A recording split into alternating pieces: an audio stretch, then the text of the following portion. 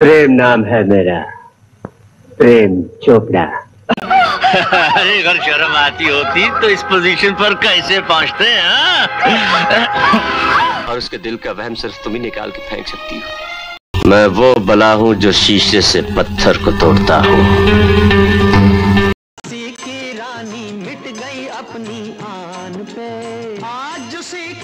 दोस्तों 60 और 70 के दशक में जहां एक तरफ हिंदी फिल्म जगत के 3 स्तंभ राज कपूर साहब, देवानंद साहब और दिलीप कुमार साहब के साथ राजेंद्र कुमार साहब, मनोज कुमार साहब, विश्वजीत साहब, शशि कपूर साहब और शम्मी कपूर साहब, ये सब नायक कंधे से कंधा मिलाकर एक दूसरे का साथ दे रहे थे और राजेश खन्ना साहब, अमिताभ बच्चन साहब जैसे ढेरों नायक अपनी जगह बना रहे थे। वहीं दूसरी तरफ मदनपुरी साहब, जीवन साहब और प्राण साहब जैसे दिग्गज खलनायकों की परंपरा को आगे बढ़ाता हुआ एक नाम तेजी से उभरा। दोस्तों वो नाम था प्रेम चोपड़ा साहब का। प्रेम नाम है मेरा, प्रेम चोपड़ा।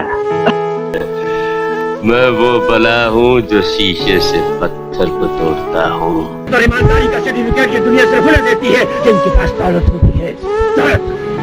उल्लू से मैंने एक आदत सीखी है, वो अपने घोंसला कभी नहीं बनाता, दूसरे परिंदों के घोंसलों पर कब्जा कर लेता है। ये सुपरहिट डायलॉग जब भी सुनते हैं तो एक ही तस्वीर आंखों के सामने नजर आ जाती है और वो है प्रेम चोपड़ा साहब की। प्रेम चोपड़ा साहब ने सिनेमा जगत में विलन का रोल निभाकर कामयाबी की उन बुलंदियों को छुआ है जहां पहुंचने का सपना हर नए अभिनेता का होता है। लेकिन दोस्तों क्या आप जानते हैं अपने दौर के सबसे मशहूर विलन रहे प्रेम चोपड़ा आज कहां हैं, क्या करते हैं और आज कैसे दिखते हैं? आज प्रेम चोपड़ा साहब की ऐसी हालत हो चुकी है कि इन्हें एक नजर में देखकर पहचान पाना भी काफी मुश्किल हो जाता है। इसलिए आज की हमारी इस वीडियो में हम आपको अभिनेता के आज के हालातों के बारे में बताने वाले हैं। दोस्तों आप बस हमारे साथ यूं ही बने रहिए। नमस्कार दोस्तों, मेरे चैनल फिल्मी पुराने दिन पर आप सबका स्वागत है।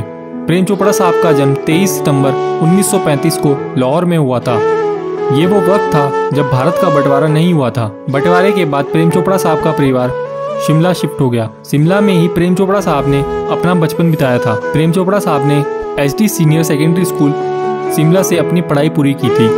इसके बाद प्रेम चोपड़ा साहब ने पंजाब यूनिवर्सिटी से ग्रेजुएशन किया था। कॉलेज के दिनों में प्रेम चोपड़ा साहब ने ड्रामा में भाग लेना शुरू कर दिया था। ज्यादा ही छोड़ दिया है।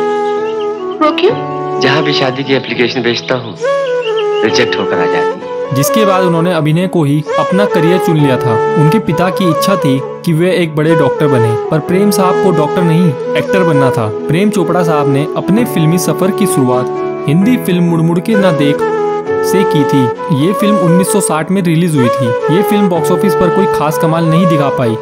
इसके बाद प्रेम चोपड़ा साहब ने पंजाबी फिल्मों की ओर रुख किया। पंजाबी फिल्म का नाम चौधरी करनेल सिंह था। ये फिल्म हिंदू मुस्लिम लव स्टोरी पर आधारित थी। उनकी ये फिल्म काफी ज्यादा हिट रही और प्रेम चोपड़ा साहब को इसके लिए 2500 रुपए फीस दी गई थी। इसके बाद प्रेम चोपड़ा साहब ने कभी पीछे मुड़कर नहीं देखा। पंजाबी इंडस्ट्री में अपनी पहचान बनाने के बाद प्रेम साहब को बॉलीवुड इंडस्ट्री से काफी ज्यादा ऑफर आने शुरू हो गए। तो मैंने ये सीखा है, जो मुझे दूध पिलाता है उसी को मैं डस लेता हूँ। जिसके बाद अभिनेता प्रेम चोपड़ा साहब ने हम हिंदुस्तानी वो कौन थी, सुनो, तुम्हारी माँ तुम्हारी शादी संध्या से करना चाहती थी और मैं भी यही चाहता था।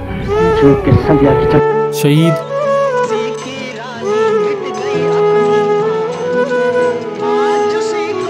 मेरा साया, प्रेम पुजारी, पूरब और पश्चिम जैसी कई सुपरहिट फिल्मों में काम किया था। वहीं बात करें अभिनेता के आज की, तो आज अभिनेता अपनी जिंदगी के 88 साल पूरे कर चुके हैं। अभिनेता ने आज भी अपने करियर को सक्रिय रखा हुआ है और आखिरी बार उन्हें साल 2021 में आई फिल्म बंटी और बबली 2 में देखा गया था। नाम है मेरा प्रेम चोपड़ा। प्रेम साहब अपनी फैमिली के साथ बुढ़ापे के दिनों को बिता रहे हैं। इसके बाद 2023 में आई फिल्म एनिमल में प्रेम साहब नजर आए थे। तो दोस्तों आपको बॉलीवुड के मशहूर खलनायक प्रेम चोपड़ा साहब के बुढ़ापे के हालातों के बारे में जान के कैसा लगा? आपको प्रेम चोपड़ा साहब कैसे लगते थे? उनका कोई डायलॉग या उनकी कोई फिल्म पसंद है तो वो आप हमें कमेंट में बता सकते हैं। और हाँ, ऐसी ही और जानकारी के लिए आप लोग मेरा चैनल फिल्मी पुराने दिन को सब्सक्राइब कर सकते हैं। अब हम आपसे दोबारा मिलेंगे किसी नए चेहरे के साथ।